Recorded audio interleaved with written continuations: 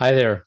Okay, so this is dopamine part two, and there's going to be several parts because this is so important. I can't overemphasize how important this dopamine system is and understanding it at a deeper, more granular level. Dopamine part one, we basically talked about why is this system there? How does evolutionary biology work? Why do certain qualities appear? Because they help us at that moment in time. For most of human history, life was very tenuous. And so we had to develop a system that allowed our genes to get passed on to the next generation pretty quickly. And so the dopamine system came about, the limbic system, including the craving system, which is dopamine, nucleus accumbens, ventral tegmental area, in collaboration with the storytelling machinery of the orbital prefrontal cortex, collaborate with what I call CFAST, craving, fear, anxiety, stress, and thinking parts of the brain. So these work together to make up what I call the lower brain, the limbic system, and it's there to make sure that the genes get passed on to the next generation quickly because life expectancy was only 27 years for most of human history. Okay, so we know why this system came about. It makes sense from an evolutionary perspective in the context of dying at a young age. We were designed to become very selfish. We are obsessed with our position in to have access to a tribe, right? So here's the five lower brain agendas. It's we need to be part of a tribe. We need to have good status in the tribe because that's going to optimize our ability to mate and pass our genes on. We need to have resources because that also gives us, power and currency to improve our status. We want opportunity in order to potentially elevate our status or get more resources, which can then elevate our status. It's all driving towards status.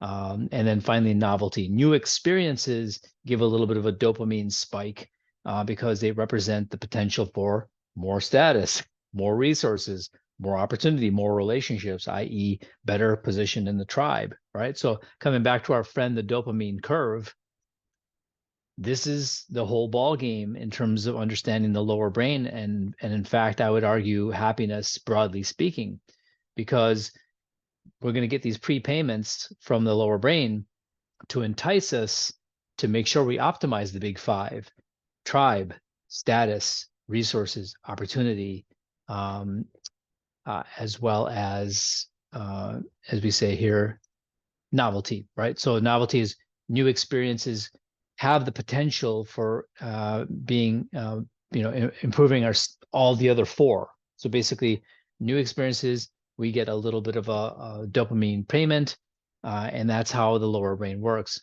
It's critical for you to understand that the brain is destroying your happiness because the brain is driven by the lower brain until you become very conscious of the higher brain. And almost nobody is conscious of this. Almost nobody knows about the higher brain, lower brain dynamic.